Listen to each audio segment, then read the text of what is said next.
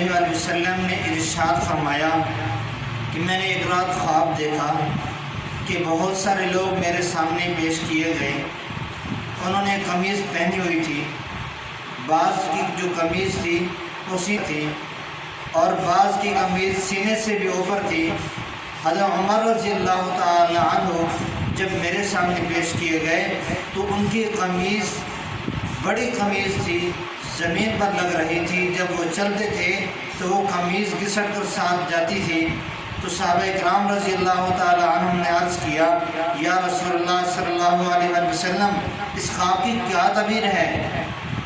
तो हुज़ूर अलैहिस्सलातु वस्सलाम ने इरशाद फरमाया कि मेरे सहाबा, इस ख्वाब से मुराद जो मैंने कमीज़ पहने हुए लोगों को देखा है, इससे मुराद दीन है।